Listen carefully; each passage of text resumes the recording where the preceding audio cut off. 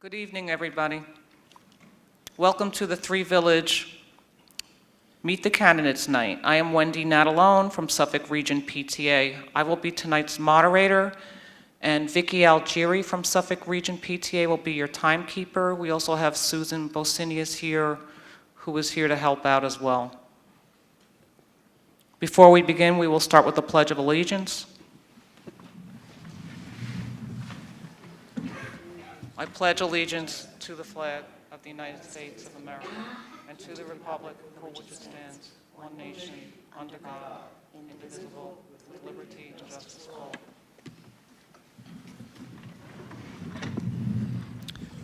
Just want to thank everybody for your patience as we tried to get the live stream working.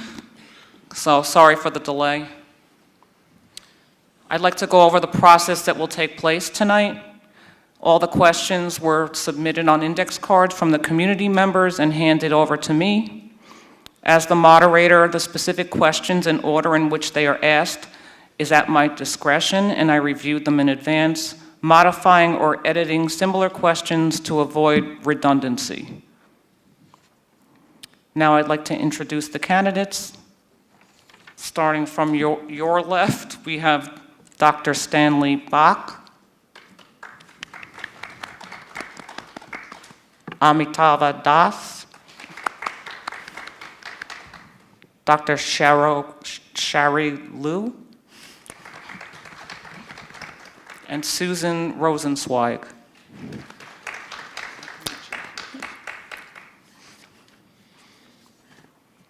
The following guidelines for the evening must be followed, and these were sent to the candidates ahead of time. No letters or statements by absent candidates will be read. Only the candidates present may speak. We ask the audience to hold its applause until the end in order for the moderator to ask as many questions as possible. There will be a moderator and timekeeper from Suffolk Region PTA. Each candidate will be allowed 3 minutes to make a presentation stating qualifications and reasons for running. When the 3 minutes are up, the timekeeper will ring a bell to signify that the sentence must be completed. All questions will be written on index cards, reviewed and selected by the moderator. Questions will be asked of all candidates. Any questions addressed to only one individual or those which contain personal attacks will be discarded. The moderator will make the final decision regarding all questions. You may not necessarily hear your question in the way it was written. Each candidate is given the opportunity to answer each question in 1 minute. When the minute is up, the timekeeper will ring the bell, indicating the candidate must finish the sentence. No rebuttals are allowed during the question and answer period. Each candidate will then be allowed 2 minutes to make a closing statement after the last question has been answered. At this time, candidates can make rebuttals. The length of the program will be determined by the moderator prior to the beginning of the evening. As we are running very far behind, I'm going to decide when I ask the last question. It'll probably be, depending upon how quickly we go through the answers to the questions, it's 8:15 to 8:30 or thereabouts. Presentations will be in alphabetical order, and closing statements will be in reverse alphabetical order. No literature may be given out at this meeting by a candidate or the candidate's supporters. The moderator reserves the right to end the program at any time if they deem it necessary. So now we are going to begin with the 3-minute opening statements. We will start, and I received permission from each candidate to refer to them by their first name so that we can fit more questions in. So for the first opening statement, we are going to start with Stan. Thank you. Happy Teacher Appreciation Week, everyone. My name is Stanley Bach, and I am a parent of 3 young children, with my oldest attending Mount Elementary. I'm also an educator. I teach computer science at the university level, and I run a research lab investigating the safety of artificial intelligence. This involves budgeting and managing millions of dollars of funds from private companies, the National Science Foundation, and the Department of Defense. In my role at the university, I also help evaluate applicants for graduate admissions to the university. I look through the applications of hundreds of excellent students and try to find small things in their application that make them stand out. In the past, I have also worked for 5 years as a civil servant for the Air Force Research Laboratory, both in upstate New York and at Wright-Patterson Air Force Base. I come from a family of educators. My parents were high school teachers, my grandparents were teachers, I have cousins, aunts, uncles, all involved in education. I have a strong respect for the work that teachers do and the opportunity that public school provides. Every child, regardless of their background or ability, deserves a safe and healthy school environment with the opportunity to get a high-quality education. I'm running for school board because I want our schools to remain strong. Our district is currently navigating significant financial challenges. This year, the state threatened to reduce our aid by millions of dollars. Although most of this money was restored this time, reductions in state aid are a real possibility in the coming years, and this needs to be planned for. Families and residents in our district are also facing their own financial pressure, and they would like some relief. We need a long-term financial plan, one that recognizes our community's needs, and one that can sustainably provide excellent programs and services for all of our students. As a parent with 3 young children, I have a vested interest in the long-term health of all of our schools. Kids grow up fast, and I want to make sure that at all levels, elementary, junior high, and high school, we will have excellent programs for many years to come. Just yesterday, the Mount PTA had a fundraiser at Mickey's Ice Cream, where my daughter and I were served ice cream by teachers and principals. While our children played, I naturally talked with the other elementary school parents, and they raised many legitimate concerns related to school. While more than half of our school's grade levels are at the elementary level, our Board of Education does not have any direct representation for these families. I'm sure board members and the superintendent are happy to listen to anyone, but direct contact with the schools provides an organic source of information into how things are being run and gets these issues taken seriously. Representation matters. I will help bring this perspective to the board. Thank you. Thank you. Ami? Thank you. Good evening. I've been a resident of the Three Village since about 2007, and our son is currently in the 9th grade at R.C. Murphy. We chose to move here back in 2007 because of the reputation of the educational programs here. We attribute much of his success here today to the tireless work of teachers and staff and the variety of programs that are available at R.C. Murphy and the entire school, and the administration's collaborative and personalized approach to meet students' needs. These range from a variety of adjustments from peanut allergies, dealing with COVID-related times when we were forced to operate in classes of upwards of 30 people in a single hybrid classroom, and teachers making the effort to support those, and the administration making the effort to support these efforts. These are the kind of things where parents, students, teachers have all come together for the betterment of the program, for the betterment of the students, and it's something that needs to continue to be supported. However, as I'm reminded twice a year regularly by the town of Brookhaven, I'm also a taxpayer in this district. And that leads me to need to balance the quality of these programs with the financial burden that one must take on, both for the houses, the cost of housing, and as well for taxes. For the past 6 years, I've worked as a customer engineering leader at a global technology organization. I have about 25 years of experience in technology leadership and in managing proposals and collaborations with external partners and their clients. These have included advisory and executive management at Fortune 500 and public sector and healthcare companies. And these 2 decades of professional experience and managing to profit and loss statements of over $100+ million have made me adept at balancing multiple stakeholder interests to find common grounds with a strong focus on outcomes. We only win when everybody wins. And that's been the idea of running collaborative, communicative, and sometimes make sacrifices towards a common mission. Education is the cornerstone of a civil society and a basic human right. And to achieve these possible outcomes for our children, it's vital for us to take a collaborative approach.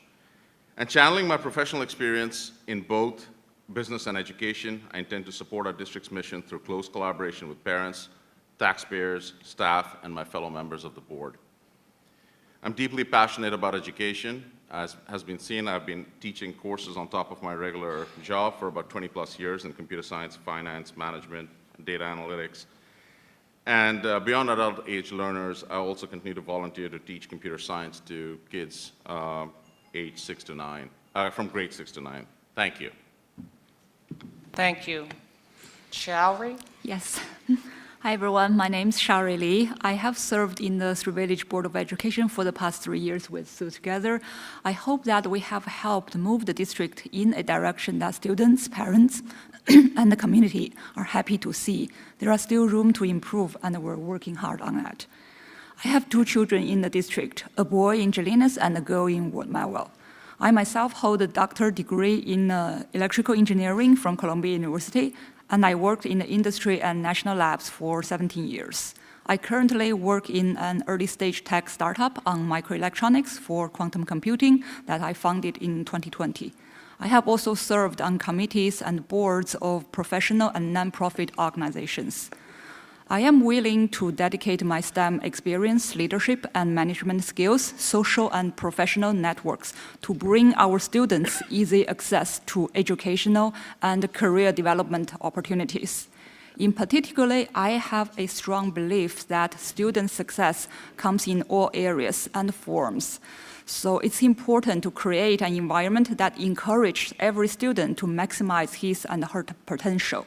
As a board member, I was willing to bring my passion to life and my analytical skills to complicated problems to help build an efficient and effective board and help advance our students to a higher level of achievements in areas that they truly love. Thank you. Thank you. Susan? Good evening. Thank you so much to the PTA and to Ward Melville for hosting us, and thank you to everybody viewing. I ran to join the Board of Ed 3 years ago as a natural progression of my 20+ years of serving our schools and community. As a scout leader, a classroom volunteer, a PTA president in 3 schools plus the Joint Council, and more. Teachers knew I would always jump in to support any school activity, and principals knew they could rely on me to bring new ideas to the table, things like the Flame Challenge and the One Book, One School program. They knew I'd not only propose these enriching experiences for our students, but I would be at their side to do the work to make them happen under budget and on time. Raising 4 children here has shown me that our schools are amazing and getting better, and I wanted to run so that I could be part of that progress. Since joining the board, I have served as vice president for my first year and as president for the past 2 years.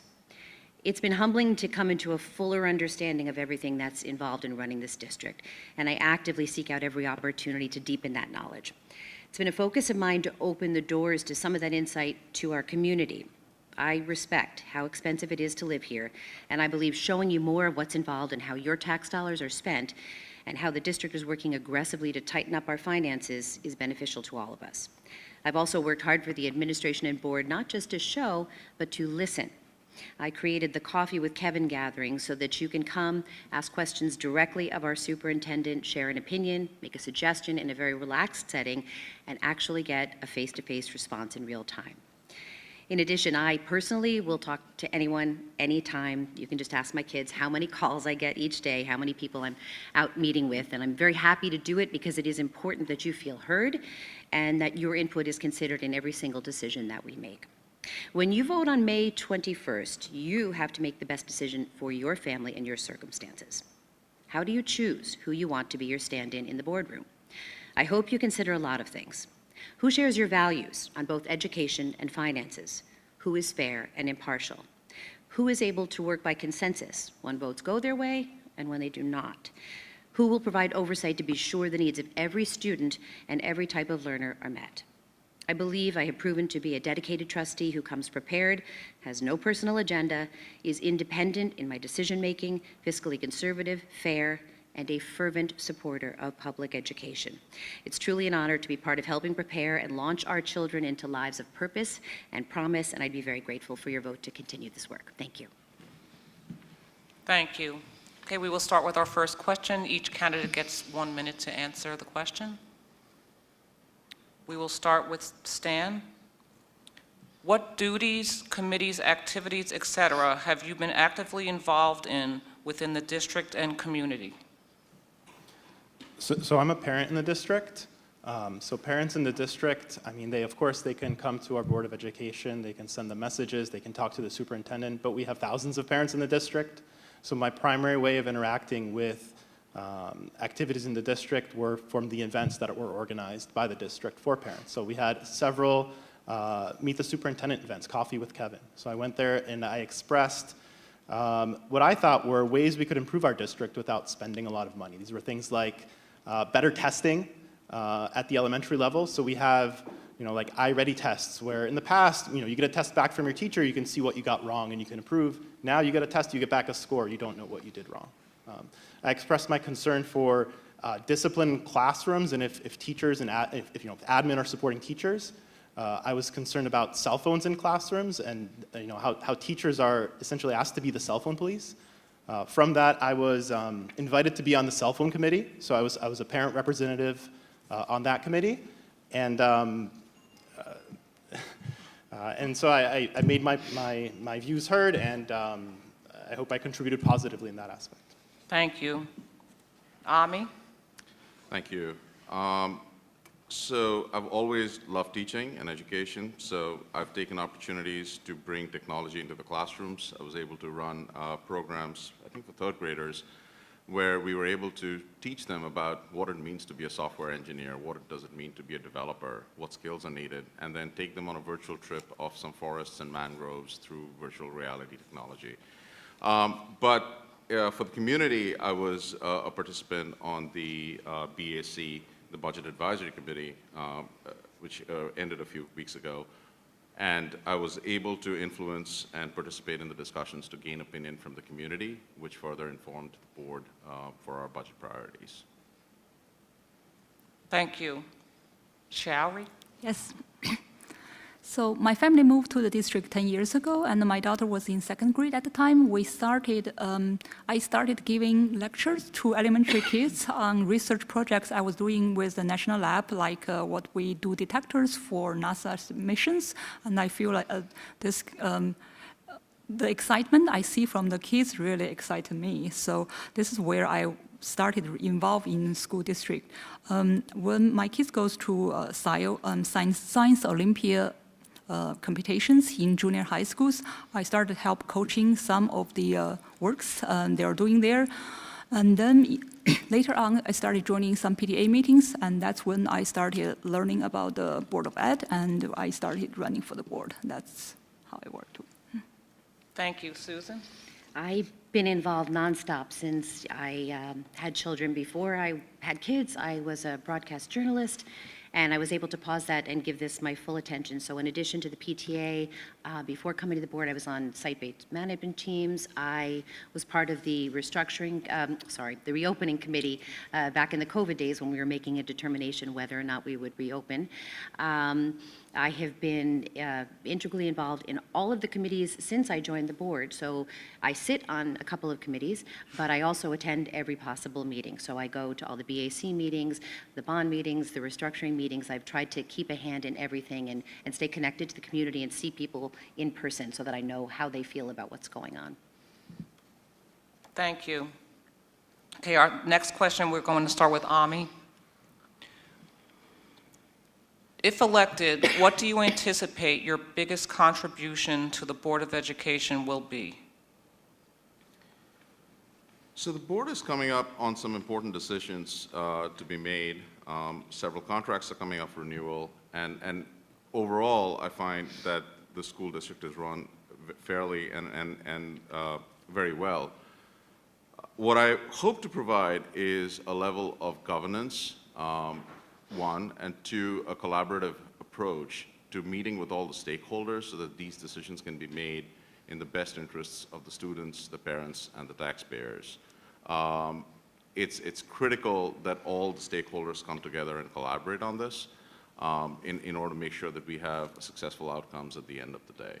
So I hope to bring that business expertise and the ability to work with multiple stakeholders. Thank you. Shall we? Yes. So in the past 3 years, I think I see the most difficult task for the board is to provide the programs and extra programs that our students needed at a very limited budget. So how to run this becomes an issue. There are different interests from students. We see the needs, but we have very limited budget. How do we run this? So the board worked very hard to try to find out ways to generate revenue and to get inputs from parents, community, students, from all the inputs and see where we could shift our focus, maybe from one area to the other area, but still keep the quality of the education. So I think this is the way what I really want to contribute, because the needs of the students are actually moving to the advanced technology side, so we really hope to provide more STEM-related activities. Thank you. Thank you. Susan? I think the biggest thing that I would bring is stability and continuity. The learning curve, when you first start, it's steep. There's a lot to process through, to understand education law, just to get your feet in wet and be grounded and be ready to begin to make decisions. Having been there for the last 3 years and being part of some of the things that we have underway now, I think I will be able to jump in immediately and continue that work, specifically with restructuring and financially. You know, we are facing some big changes, big potential changes, and some heavy needs. The community wants us to be responsive, of course, and manage their tax dollars efficiently, and that is becoming more and more difficult to do. So there's going to be a lot of work ahead of us, and I think having some stable voices in the room will be helpful. Thank you. Stan? Plans are useless, but planning is indispensable. Right? This is a quote from Eisenhower. And I think if it's possible for Eisenhower to create plans for all of Allied military operations in Europe in World War II, it should be possible for us to create long-term plans for our school district. Now, of course, I know the plan will be wrong as the situation changes year to year, but it will provide a transparent document to the community with an ordering of our priorities and our best possible prediction for when they will be implemented. For example, at the Civics Association event on Monday, a question was asked about getting foreign language instruction into our elementary schools and how we could do it. When I looked at previous board election articles from 5 years ago, they were also talking about languages in elementary schools. This is an expensive thing to do, and if we want to really get it done, we need a multi-year plan. If this is a priority of our district and it's something we want to get done, the only way to do it is with a long-term plan, and I think that's really the most important thing that I could contribute to. Thank you. Okay, our next question will start with Showry. What is a school board member's role and responsibility? How is that role different from the role of the superintendent or administration? So the board is in governments mainly to help define the policy of the district, and we really dedicate all the operation to the superintendent and the administration. So often we get feedback from the community, the teachers, students, and see if there's anything in the policy that we actually try to improve. And for the goal of education, the board also set the goal every year and see if that fits what we needed. And we reflect on the goal, whether we achieve it or there's still room to improve. So that's mainly what the board is doing. Also, the board is having negotiations with different groups, and we try to provide a reasonable negotiation price at the time, but because we are always limited by the budget, we couldn't go over, and we really need to be negotiate at our point. Just try to keep the quality of the education. Thank you. Susan? So the board's primary charges are to set policy, to ensure that there's a workable budget every year, and to hire and supervise a superintendent. Obviously, it goes much deeper than that, but those are the primary, and I think every once in a while, it's really helpful to me to remind ourselves of that, and that we're supposed to be kind of flying at 30,000 feet, not on the ground with the administration, with the teachers and staff. They are the professionals doing their job, and it's not our responsibility to be in there micromanaging them in any way. That's the superintendent's job. But beyond that, we do have to, a big part of it is negotiating contracts, and we have several on the table right now, and of course, the teacher's contract coming up next year. And that is, it's a lot of work, it's a lot of responsibility, it is deeply meaningful to everybody on both sides of the table, and we need to come at that from a position of cooperation and trust and good faith, and I look forward to doing that. Thank you. Stan? So I do think a teacher's perspective is important when setting policy for the district, because we set policy at a very high level, and this gets implemented through different layers all the way down to teachers who are actually on the ground, and they're the ones interacting with the students. And they can see what works and what doesn't work, right? And so as a board member, of course, our job is not to micromanage. The superintendent manages the admin manages the teachers, but we do need to be aware of teachers' perspectives on the policies that we're creating. I mean, our role really is, and the reason why it's an elected position is we're asked to make trade-offs where there's no correct answer, right?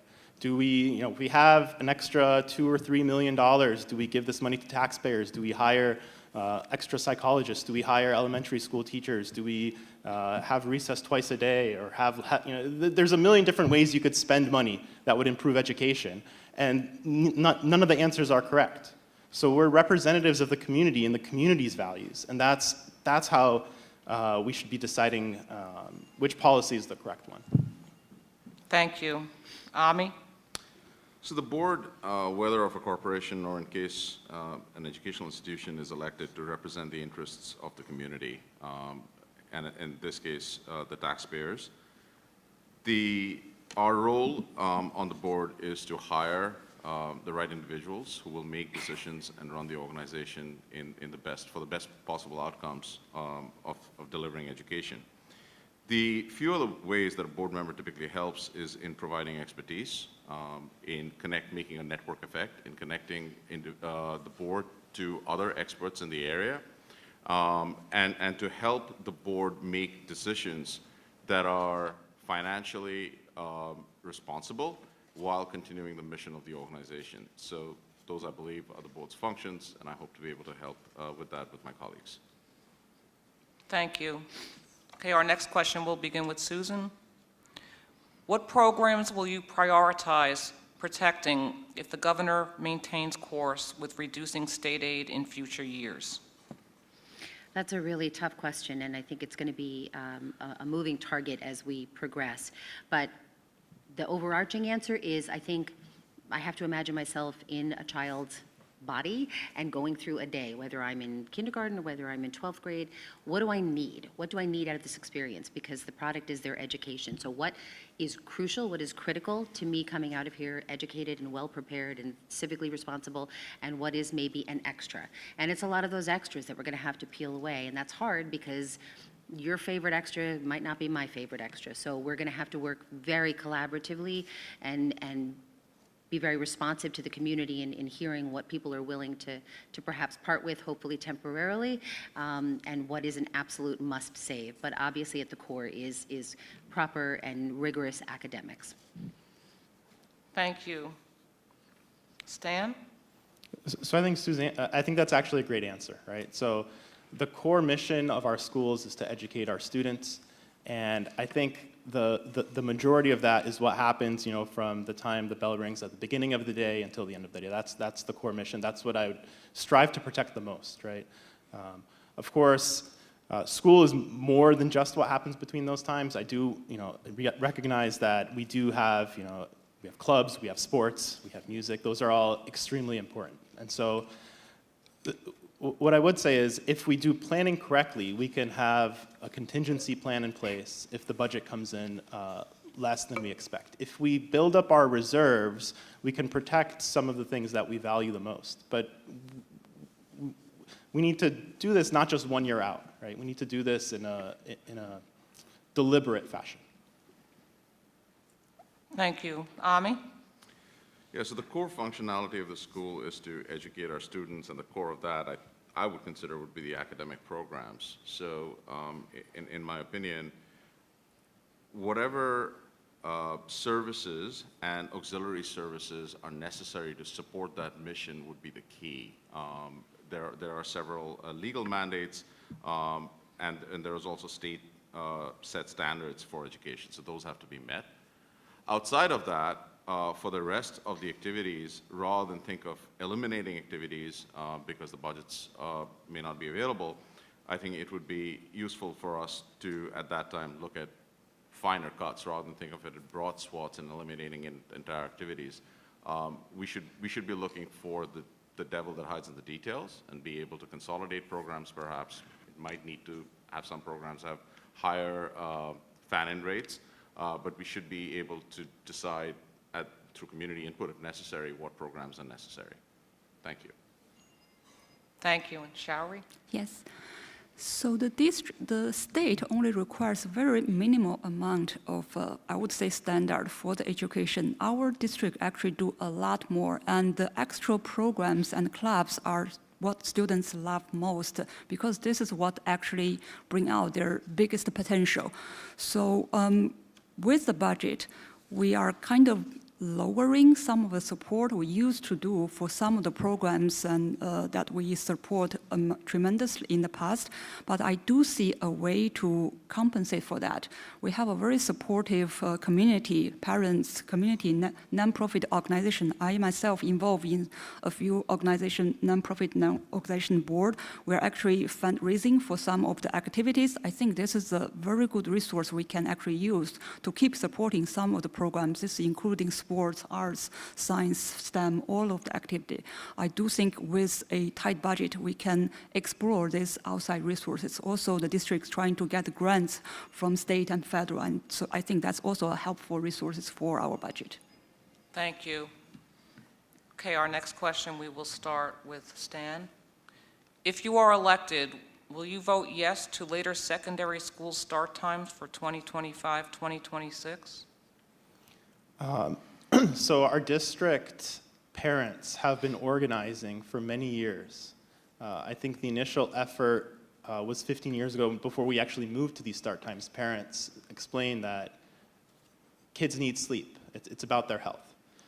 In the more recent history, in the last 5 years, parents have come to board meetings in an organized fashion and said, look, we need healthy start times. So I absolutely support later start times for our secondary schools. I hope we can do this in a cost-efficient way. Our district does have a bus consultant, and this is one of the things they asked him to look at. But it's really about the health of our kids. And I understand there's sports and clubs after school, but if your kid is in sports, I mean, their sports performance is tied to how much sleep they're getting. Their risk of injury, risk of concussions, all of this is related to how much sleep they're going to get. Let's give them the best health and the best chance for the future that we can. Thank you. Ami? Yes, unequivocally, yes. I don't even think what would hold it back would be the funds. I think the teachers and the overall community would support changing this. There are a few logistical issues, and I didn't know of this. I'm only hearing of it through the current board meetings and of people who've come up and spoken. There are some logistical issues that have been worked up that have been brought up by the staff about helping this to self-help that students require after school, timing of sports. So there are some logistical issues that I think need to be worked through. But overall, we need to find a way to work through that and make those decisions. But for sure, this has my full support. Thank you. Showry? Definitely yes for me. As Dr. Standen and Sue said many times in our board meetings, this is a health issue for students. I've seen kids, including my own, suffer from lack of sleep, and this leads to depression many times. They just cannot get up. It's scientifically, their sleeping cycle is later than adults, so they couldn't help. Somehow I wanted to cry for them because this is so hard. The high school, and if we're moving 9th grade into high school, we're adding one more grade kids into this level of starting early. I really sympathize with them. I hope that we can at least give them 30 minutes more for them to get a little more sleep. I understand this can be can cause many issues. And I was involved in several committees that discussing what can be the solutions, including sports clubs, and we'll try our best to maintain the level that students, parents that needed at the time. Thank you. And Susan? So that's a hard one to answer, so I'm going to answer it twice. As a mom who has witnessed this with my own children and who has listened to this good committee's work for a very long time, I'm completely compelled. I understand. I see the science. I believe it. It's real. And if I could wave my fairy wand and make it happen, you bet. I would do it tomorrow. As a trustee, though, I have to give a different answer, which is I can't promise you I would vote for it, and it would be irresponsible for me to do that until we know what the financial impact is. But of course, if the finances are manageable, the money is there, we can make it work, yes, I would vote yes. Thank you. Okay, we will start with Ami. Do you support closure or repurposing of school buildings if it could save money?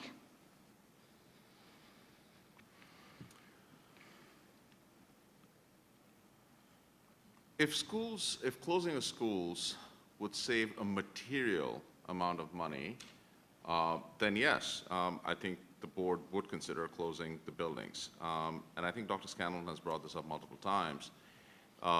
While that may be done, in order to, if the needs of the district arose, whether that's through UPK or any other programs that need to run, or the student enrollment goes up and those buildings have to be opened back up, there'd be a substantial cost associated with doing that.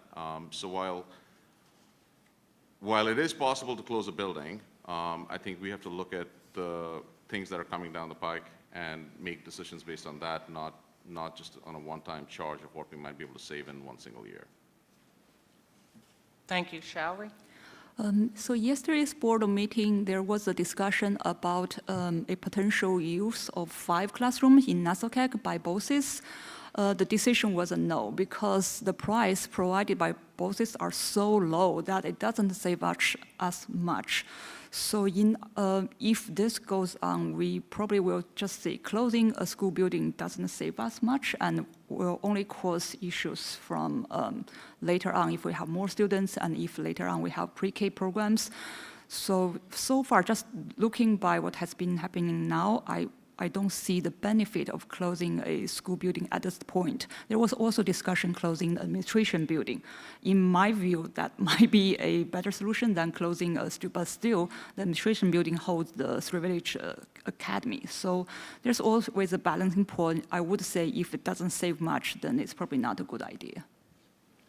Thank you. Susan? I am open to anything that makes sense for us. I do wonder, though, if repurposing in the end is going to make more sense, knowing that we have the UPK issue coming down the road not too far from now. I also would love to see us grow our academy, and if we had the space to sort of consolidate and maybe bring up, you know, our 7th and 8th graders into the academy and have them have that opportunity in our alternative school, I think that would be amazing. So the short answer is I think we need to look at our space and figure out the most effective and financially reasonable ways to utilize it. Thank you. Stan? Our district has had declining enrollment for the last 15 years. Our elementary schools are well below their capacity. The current restructuring plan to move 6th graders out of the elementary schools and into the junior high schools will create even more space. Closing an elementary school will not only save money on efficiency improvements, but it could provide some level of income. Not a lot, but I'd rather we have the money than we don't have the money. Still, closing needs to be done thoughtfully. There are state mandates for universal pre-K in 2030 and 3-year-old preschool by 2035, and we need to make informed predictions to make sure we don't run out of space. Closing a school can be disruptive, as some kids will inevitably get separated from their friends and sent to a new school. However, there are some positive social outcomes possible as well.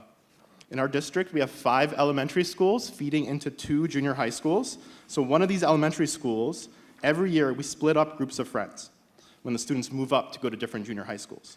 Closing an elementary school could fix this long-standing problem that repeatedly undermines our students' social connections at a critical time in their development. Thank you. Okay, we will start with Shari with the next question. Have you considered advocating for consolidation of school districts to reduce costs of administration, health insurance, et cetera? Yeah, this was discussed for several years. Practically, there is an issue because Three Village is very big, and if we are actually very happy, open for any discussion. If we consolidate with another district, it's possible. It will look like we absorb them. The feedback I got from other districts is they are not happy with this scenario. So if they are open to discuss with us, I think so far our district is very open to discussion. However, particularly there are issues, so we have to get these issues solved to make it work. Thank you, Susan. I do not think I would be terribly enthused with something like a county-wide school district program. I would be willing to learn about anything, but I think the more possible thing would be us absorbing a much smaller district, like let's just say Port Jeff. And yes, of course we could do that, and that changes the conversation in many ways. If we even took just their high schoolers right now, that may change our ability to bring the ninth grade up to the high school. But it is a conversation we most certainly would have. It would be, not only a chance to bring the children in and help out that district, but obviously it brings in revenue as well. So yes, I'd be open to the conversation. Thank you. Stan? So I'm open to hearing any specific plan that people have that can save the district money, and really it depends on the specifics. I do like that we have local control over our schools. So having a school district where we're giving up local control to get sort of a bigger bureaucracy, it doesn't sound exciting to me, but I'm willing to hear it out. There has been discussion. I think I've heard at several board meetings people have, at least it was mentioned that doing something like merging with Port Jefferson would be a good deal for them and not a great deal for us. So we do need to look at the specifics of that. But I'm open to hear ways and creative ideas that people have to save us money. Thank you. Ami?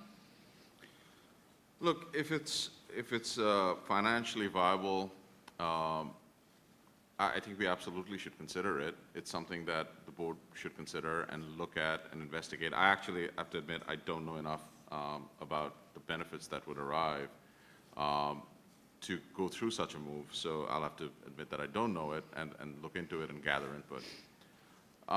The one statement I'll make is, it at least feels like in our area, we do identify with our school district. It's almost a brand. It's a source of identity for us. It's a source of identity for our students.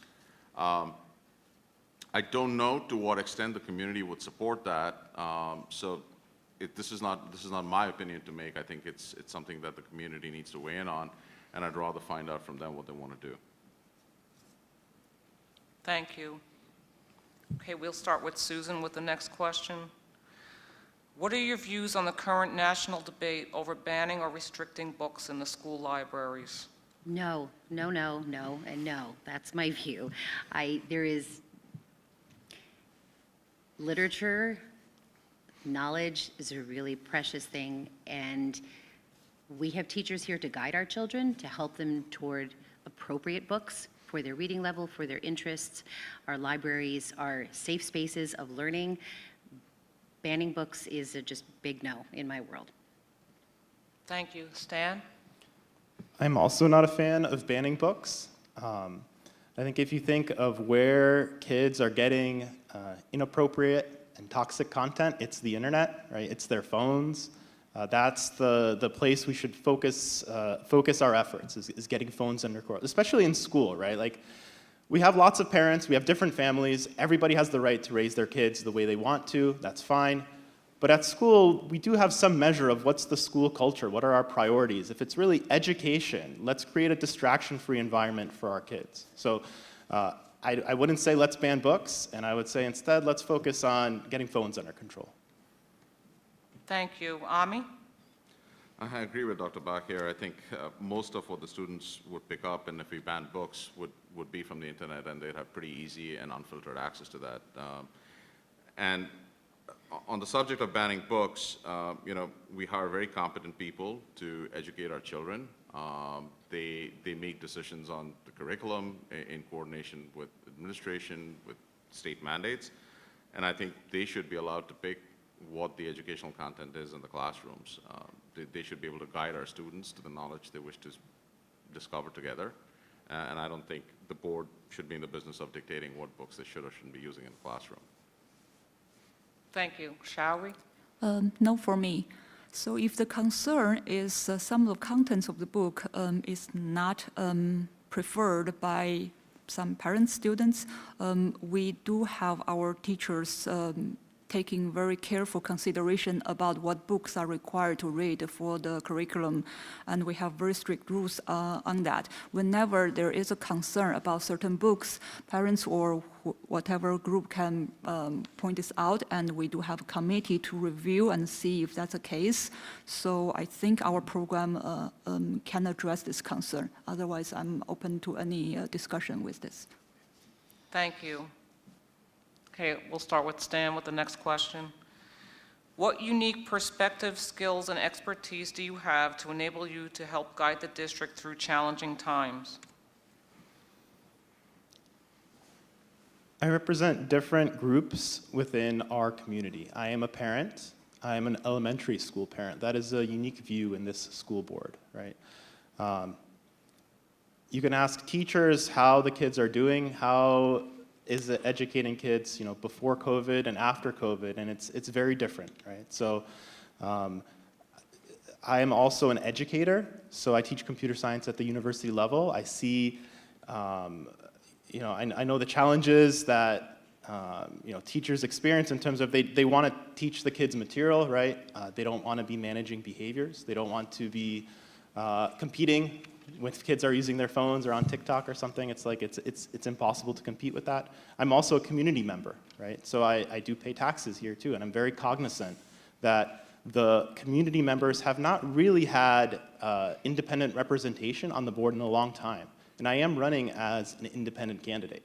And so from these three perspectives, you know, I'm willing to gather information from everyone and make decisions in everyone's best interest. Thank you. Ami? So in my role at work, it's my job individually and as teams to collaborate with large organizations, including those in public sector and healthcare, where some of them may have bargaining agreements with their employees. As part of my job on a daily basis, what we do is create partnerships with these entities, and this includes balancing the requirements of my own firm as well as those of my customers and of their customers. And in many cases, this includes balancing, again, needs of multiple factions within these clients. Not everybody wants to work together. There's always infighting. And part of our job is to make sure that we can get these people to collaborate and come together for the right outcomes. So I've had a long history of doing this, and I hope to bring some of that experience to the board. Thank you. Shall we? Thank you. When I was a student, I do very well academically. However, I see other kids around me can do very well on different things. So this is what I really want to emphasize in public education. Every kids have their own talent. So I hope that we provide programs that not having a single standard for them, but they can succeed on whatever they like. I myself is an engineer. I know very few women are taking engineer as a profession, but I'm very proud of it and love it. I'm not good on social activities. I might be awkward, I'm introvert, but I just think I can be one that doing what I love, have my passion in life, and this is what I hope to see in every one of our kids. Thank you. Susan? I think the thing that I bring comes from my professional background as a journalist. I come in at everything very neutral. It's critical to me to get to the core of facts, and it is totally possible for two things to be true at once, but you're not going to know that unless you're asking a lot of questions and hearing everybody who wants to and deserves to be part of a conversation. So I think that helps build consensus. I think that that allows the community to feel more engaged in a process. And internally for the board, I hope I have helped create a safe space where everybody feels like their opinion is valuable and can be shared safely and respected. Thank you. Okay, we'll start with Ami for the next question. What is your philosophy on the do no harm policy for Regents exams?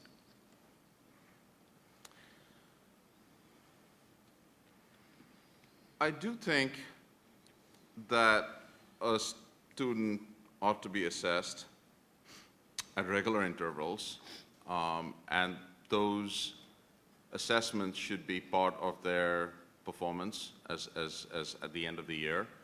I know during COVID we made several adjustments, and we allowed for grades to be only included if they were beneficial to the final grade at the end of the year.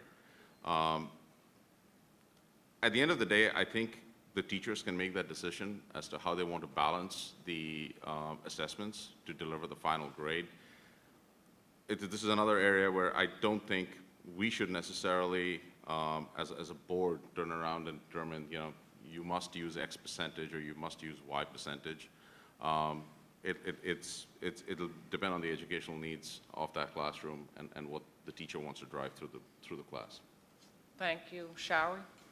So on one thing, we don't want to limit our kids' talents by testing them on things. However, there are skills that needed for them for college applications, for professional tests. So on one way, building these testing skills through schools may help them in the future. On the other hand, we do understand testing could bring anxiety to students. So that's, I think, how the no harm policy is trying to help with. So the board, I believe last year, the board had a hard decision about what the percentage, and we actually take what the teachers committee recommended, and we take what parents has reflected and just choose a balancing point. I think that's the way the board did it, and I'm happy with that decision. Thank you. Susan? This was a tough one for me, and it was one that I have to be honest, it was really helpful for me to talk to a lot of different parents about. So I absolutely agree that we need testing. You need to understand where we are, if people are attaining mastery, if teachers are helping kids get where they need to be. That's not the issue. The issue is is it really fair for a student who's done extremely well all year and has a really bad day that day or is ill that day and tanks a Regents to really suffer for it, especially when they're going up against kids from other districts in the state that the grade doesn't count. So that's really didn't seem perfectly fair to me. So I was happy to accept the recommendation of the committee, and in keep it, I had wished we could perhaps lower it a little, and I think that would be a direction that I wouldn't mind us heading in to make it count for less in the final grade. Thank you. Stan? I was actually really surprised when I was listening to the discussion about do no harm, because I almost feel like the grading of the students is the responsibility of the teachers, right? The board shouldn't be micromanaging, should this particular test count as 10% or 5% or 15%, right? But, okay, it got up to that level. There were some issues, as Sue mentioned, with the way the Regents exam was done. So my concerns were some of the tests were done a few months before the end of the year, so you weren't really testing them on the full content of the course. For special education students, there were less accommodations possible for certain Regents exam than would be, for example, a regular exam that's done in class. Some classes had a negative curve where you would get a certain score and the score would be adjusted downward, right? And as Sue mentioned, right, if someone just has a bad day, that's something that we can't correct, right? So those, in general, I do support, if the choices are do no harm or 10% of the grade, I would vote for do no harm, but I actually would prefer that the teachers can make these types of decisions. Thank you. Okay, we'll start with Showery. Do you think our school district should reduce the number of administrators? It's been done already, and we will consider the further on what's the need. For example, if there is needs that our current administration cannot handle, there could be more administrator. However, if the needs goes down, we could still go into scale down as well. Thank you. Susan? That's a loaded question. I know there have been times in the past where the community has looked and said, oh, there's too many there. Sometimes you might have been right. Right now, currently, I think we are doing so much better than we have in the past. I think the ways that we have reduced currently, that we're going to reduce next year, and we may not even be done consolidating and reducing, even lowering the titles of certain positions, which saves us money. It's easy to think these aren't necessary jobs because they're not in the classroom, but they are necessary jobs. These are the people who are managing everything from curriculum, social emotional health, safety in the buildings. So I think the answer is you have to right-size the administration to the needs of the students. Thank you. Stan? So 2 years ago, the Budget Advisory Committee did some analysis, and so they compared comparable school districts and what percent of their budget are they spending on admin versus what percentage of our budget are we spending on admin, and our percentage was a lot higher, right? So there have been some reductions. If you saw the budget presentation, there's some savings going on, but that type of analysis I think is really important. So I would want to update that analysis with this year's numbers, right? And if we're spending too much, figure out how are these other schools going, meeting all of their state mandates while, basically doing it more efficiently than we are. And if we could copy their process to save money, I'm happy to do that. That said, there are state mandates, right? So I think one of the ones that gets repeatedly mentioned is every teacher needs to be assessed by an administrator 3 times a year, right? So we have a lot of teachers, so admins are going from building to building to building, doing these state-required assessments. So we can't just cut without thinking about what we need to do, but let's see what other districts are doing, and if they can do it more efficiently, why not us? Thank you. Ami? Yeah, I think it's really important for us to continue gathering benchmarks from other school districts to see at what ratios they're operating at. I think it's a very useful data point.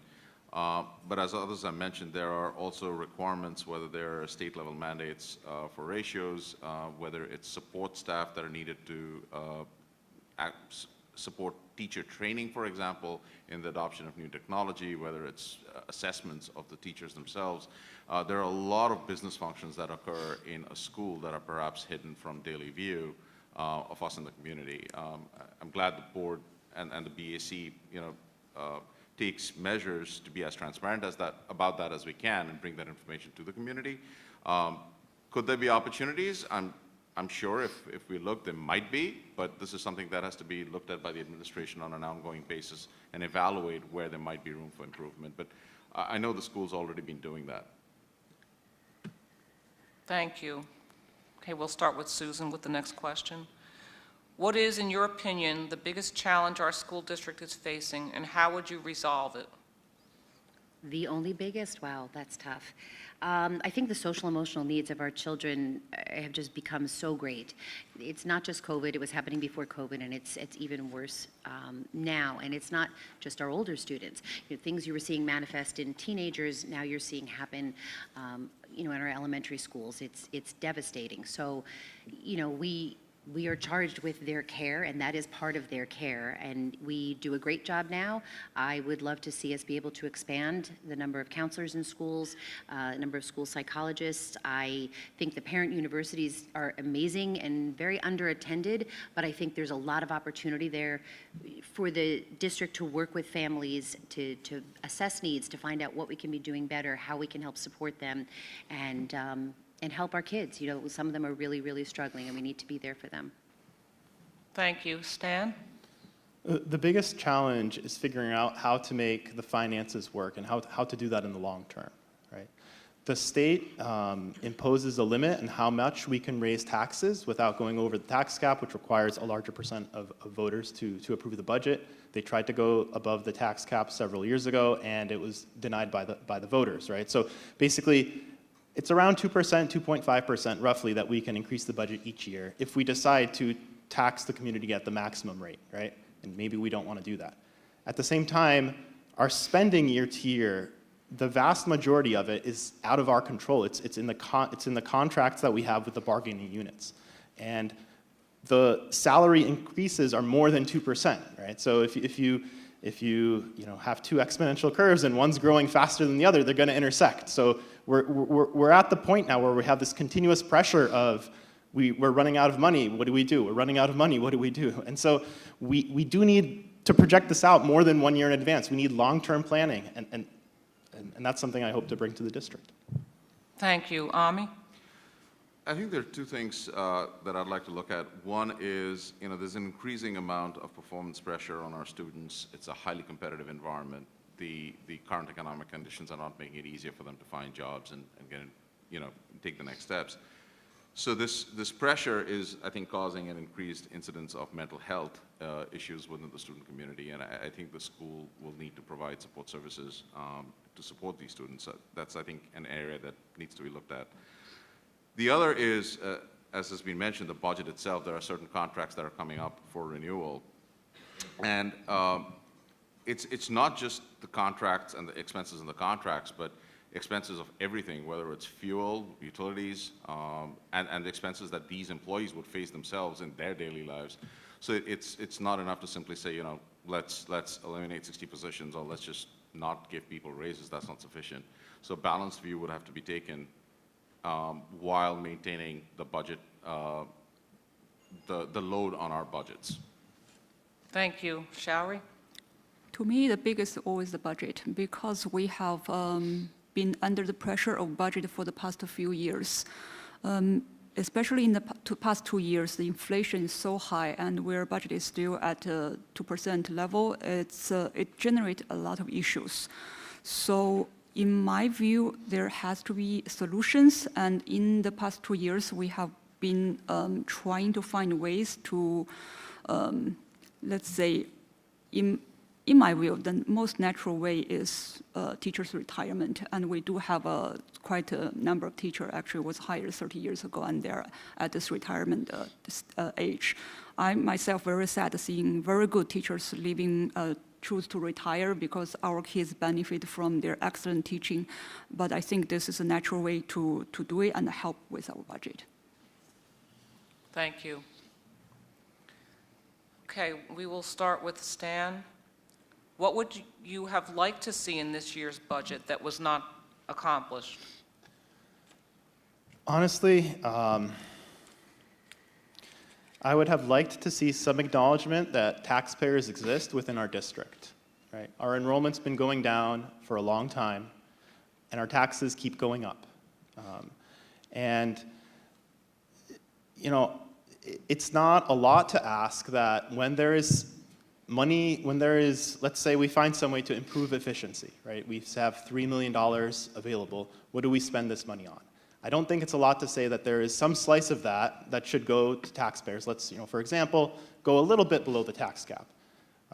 Because otherwise what happens is you hear discussion, you get distrust from the community a bit, right? Because you hear, we have all this efficiency savings. Look, we saved $5 million. But as a taxpayer, they didn't really save anything, right? It's like we saved money in one place and now we're spending money somewhere else. So I do worry about the trust of the taxpayers in our district. I want excellent schools, but we need to acknowledge that they exist, and this really is taxpayer money. It's not free money. Thank you. Ami? I'll say this both from a personal experience of having a 14-year-old and getting him up and into school before I've even woken up, and hearing from the community the effect that this is happening, that this is having on their children. The science is there, all the evidence points that schools should start later. If the budget was the only thing that stopped late start to school being implemented, I wish that weren't the case and that we had found the funds to do so. Thank you. Shari? Again, this is a budget. I think everyone's very concerned about it, including myself. So what we're saying is enrollment going down is a trend all over Long Island. This is probably not we can help. However, we do compare ourselves to the very good districts. That's where we stand out about. I myself compared our budget to Syosset and Jericho. So if we count as spending per student, just the budget per student numbers, we are very close to Syosset. Jericho has much higher spending compared to us. So from that point of view, I think we keep under the cap is okay for us. Making it lower will just lose our advantage standing as a very good school district. Thank you. Susan? My Achilles heel is financial insecurity, for sure. So it troubles me not having the reserves in a much higher state. So I wish we could have repaid the money we borrowed from ourselves to stay open during COVID and begun to really build up those reserves. And I really hope our legislative committee will join with others across the state to get Albany to allow us to build those reserves up even higher. Because if the state's allowed to, we should be allowed to as well. Thank you. We'll start with Ami. What are 3 goals you would like to see accomplished in the next 3 years? A long-term plan that balances the increasing expenditures that we are looking at with the tax revenues that are going to come in. Short-term, late start of school implemented. You brought that up. And lastly, I'd like to see through an acknowledgement and work in a collaborative way with the bargaining units and the contracts that are coming up to see them settled for the long-term viability of the school district. Thank you. Showery? So 4 years ago, when I was running for the board, I have 3 goals, and still I want to keep these goals if I'm running, elected to the board again. So first, engage all students. I want to ensure that districts still provide a wide variety of programs on art, math, music, science, and sports, so that every student can engage in activities that they truly love. Second, invest in teachers. I hope we can expand the training opportunities, especially on technology-assisted teaching, to help teachers develop professionally on what's needed. Third, to innovate in the future. We fully recognize the resource available from the community and the professional networks. Don't waste taxpayers' money on unnecessary resources. That's it. Thank you. Susan? I would say foreign language in the elementary schools. I think that would be amazing.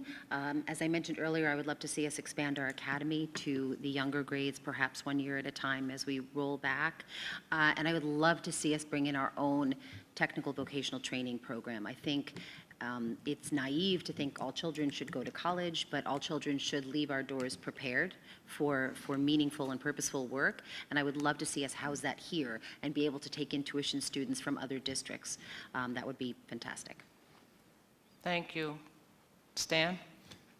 So I've mentioned it several times tonight, so I'll mention it again. I would like a long-term financial plan, right? And so, okay, our administration, they do plan things, right? It's not like they're surprised every year, like we need to figure out what we're going to do for the next year. But I would say, while we do have plans for 5 years, we don't have a 5-year plan, right, if that makes sense. So we know things are coming up, like they're going to require us to have electric buses, so that the contractor we use for our buses is going to start charging more, right? We know that there's a mandate for pre-K coming up, so we need to start planning for that, right?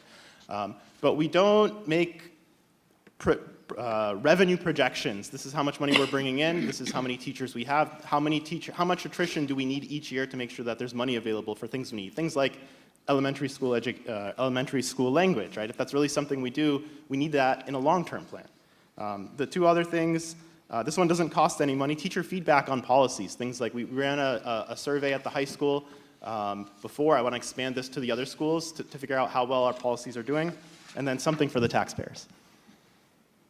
Thank you. Okay, I'm going to ask just 2 more questions for fairness so that everybody started the same amount of times with their answer. So this question, we will begin with Showery. What are your thoughts on how the Budget Advisory Committee was run this year? Was it effective? So the Budget Committee has been running for 3 years. Every year we change the format based on the feedback we got from previous year's Budget Advisory Committee and the feedback from the community. So I think it's an ongoing process. We are happy that we have this much involvement from the community to help us scrutinize the budget, I would say, and help us to find out ways where we can improve. To make it more efficient, I think there are definitely room to improve, and we are open to all feedbacks we can get. Thank you. Susan? I'm very grateful to all of the members of the Budget Advisory Committee. It's a volunteer position. It's a lot of information, and people were really very enthusiastic and very helpful. Whatever information they can glean for us is very helpful. Do I think we can continue to evolve it and get better? Absolutely. I think part of that's going to be continuing letting people serve for multiple years so that some of that institutional knowledge carries forward with them and that learning curve is not so steep. I think giving them some time alone in the beginning without any administrators there to set their own goals, set their own objectives, and begin to gather a list of the data that they're going to need as we progress through the state aid run season so that they can make their best decisions. And I think they need to choose kind of their own leadership, to have sort of their own point people carry that process all the way through. So we shouldn't be running the meetings. They should really be running the meetings.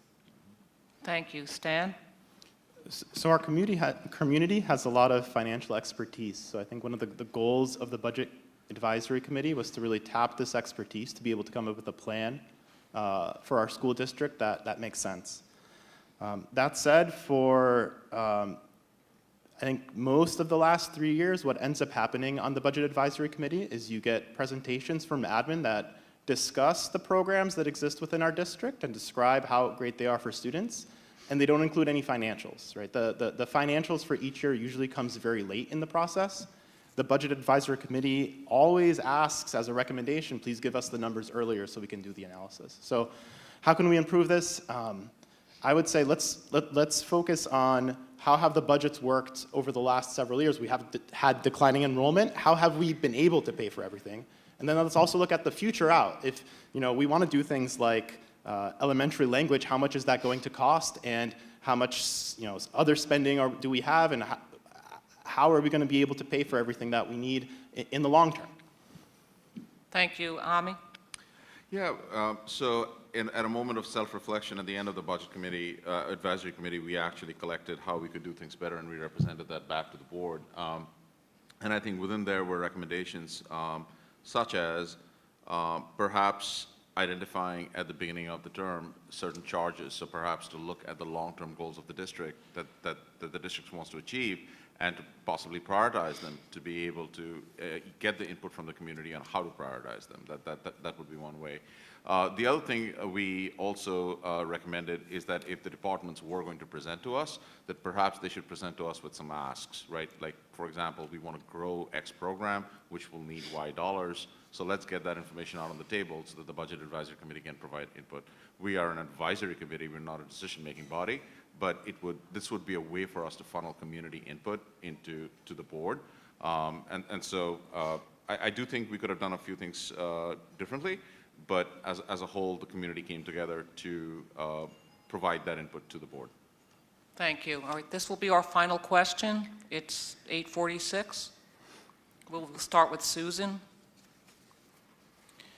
If elected as a trustee on the Board of Education, how would you handle situations where the Board of Education must implement a rule or regulation from New York State that you do not personally agree with?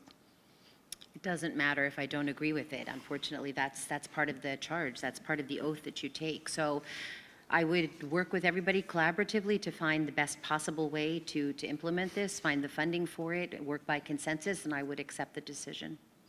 Thank you. Stan? So being on the board, it's an unpaid position. There's no salary. And to do a good job, you need to dedicate a good portion of your time to the work. And then for some decisions, no matter what you do, there's one group that's going to get upset and sometimes be personally angry with you, right? The state does tie the hands of the decisions that the board makes lots of times. So a lot of parents were, for example, angry during COVID about certain mask policies that we had, but those policies came down from the state, right? So board members don't really have much choice for those types of policies. Our job is to implement what the state requires to do to make sure that we stay legal according to the state's perspective, because they're always threatening that it's the state aid portion, right? That's their control over the districts, right? So state aid is very important. It's still a very large part of our district, and so we need to do what it takes to maintain that portion of our budget. Thank you. Ami? Yeah, as Sue mentioned, this wouldn't be something that I'd have to decide if the state mandates it. We have to meet those mandates. It's as simple as that. I think what the board can come in to do is, if they have financial implications, to look at alternative ways to, while we meet the mandates, to mitigate any negative effects that we have on the community or the education or any other effect that we deem as negative. So the board can assist in gathering information or opinions from the community, from the stakeholders, the parents, the teachers, and then look at ways that we can mitigate any negative impacts that might come out from that decision. Thank you. Shari?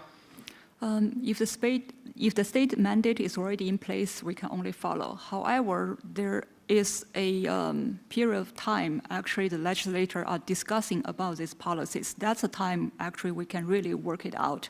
And I think the district has been doing very well, asking support from the community to write letters, call the legislators about the state cut to us. That works extremely well. Both parties were, in Albany were supporting the decision, and we were not hurting by that. I think in the future, we can definitely, whenever we hear something that will affect us, do the same thing. We have local legislators, we have state legislators, just call them and try to find a way to make things work for us. Thank you. Okay, we're going to begin with closing statements in reverse order, so each candidate gets 2 minutes to make their closing statement, and we will start with Susan. Thank you. Again, my sincere thanks to the PTA and to everybody here at Ward Melville for organizing the event and running it tonight. This is a really important chapter in the story of Three Village. Our students are thriving by every measure, and we're standing ready to do even better. But as you've heard tonight, there is a lot on the horizon that you're going to need strong and steadfast leadership to meet. We're in the midst of the restructuring of our grade levels. We're working to become more adaptable and resourceful with our finances in the face of declined enrollment and questionable future state aid. We've got the negotiation of our teachers' contract coming up, addressing a later start time, preparing for UPK and U3K, the currently unfunded mandate to electrify all school buses, and so much more.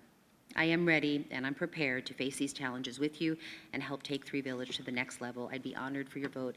Thank you very much, and I wish all of the candidates good luck. Thank you. Shari? I'd like to thank the PTA Council for organizing this excellent event, and thank everyone who sent these thoughtful questions. I myself learned a lot from the candidates as well. So for our Board of Education, students must be the priority of all decisions made by a board member. The role of a board member is not simply voting yes or no based on personal preferences. As a board member, I would activate research resources and programs, openly share information with the community, listen to our community, and make decisions based on inputs from a broad range of resources, students, teachers, community, and experts from the state and federal offices. I am available across multiple platforms, online and in person, for people to reach me and give feedback. It's the board's responsibility to provide oversight and accountability on behalf of the community, to negotiate with numerous unions independently, and to focus on the interest for students. I will not support any interest that is not toward the educational goal. Thank you. Thank you. Ami? So the school districts performs exceedingly well. Over the last 2 years, 97% or more have graduated. We have some of the highest graduation rates among students with special needs. Students from this school district go on to gain admissions at Ivy League colleges, Division I sports teams, and join the military. Over $4 million, for example, are brought in art scholarships. So by all measures, and student athletes compete at national and state levels. The programs of the arts, the music, and in all extracurricular activities, our students perform at state and national levels, and they bring back accolades. These are the signs of a highly functional, well-funded, well-run educational institution. And my hope is that by channeling my professional experience in business and in education, I can assist and support the board in continuing to make these choices on behalf of the community, to support our students and for our students to excel in life and in the next stages of their career. I did want to take a moment here to also, I wanted to thank the teachers and the Teachers Association for endorsing my candidacy. I did want to bring up tonight that while I am joyful to and humbled to receive their attestation, I'm running as an independent candidate financially, and that I'll be reimbursing the TVTA for all expenses that they may bear on my behalf. I know there's been some conversations on social media around this. I wanted to put that to rest, and I'm happy to answer any questions around that as well. Thank you for organizing this and the opportunity to ask and answer questions. I really appreciate it this evening. Thank you. And Stan? I wanted to thank the Suffolk PTA for putting this event together. I also wanted to thank the other candidates for a very civil discussion, and honestly, a very civil campaign. I know we have neighboring school districts where this doesn't happen, so I'm very proud of, to be in Three Village myself. I'm raising my family here in Three Village, and I'm very happy that I have chosen to do so. I have a house with a yard, our community is safe, I know who my neighbors are, and we have excellent schools. Living in this community is, by very many people's definition, the American dream. I'm running for the Board of Education because I want to keep our schools strong. The schools impact a lot of people, and so we need to get input from a lot of sources when making decisions: parents, teachers, and community members. I'm committed to seeking out everyone's ideas, truly hearing them, and taking them seriously. We talked about a lot of different policies, but more specific, more important than any specific policy is the issue of good governance. Good governance means you bring different perspectives together and you make decisions transparently. And I'm also running as an independent, and you can tell because if you look at the signs, the entire, it's one name on the sign, it's just me, 100% paid for by myself. But as a board member, I'm willing to work with anyone else who is serious about improving our schools, who discusses matters in good faith, and who puts the interests of our children first. Thank you. Thank you. This concludes our evening in the forum, and I want to thank Jen and the PTA Council for allowing us to come in and moderate, and I wish all the candidates the best of luck. Thank you. Thank you. Thank you.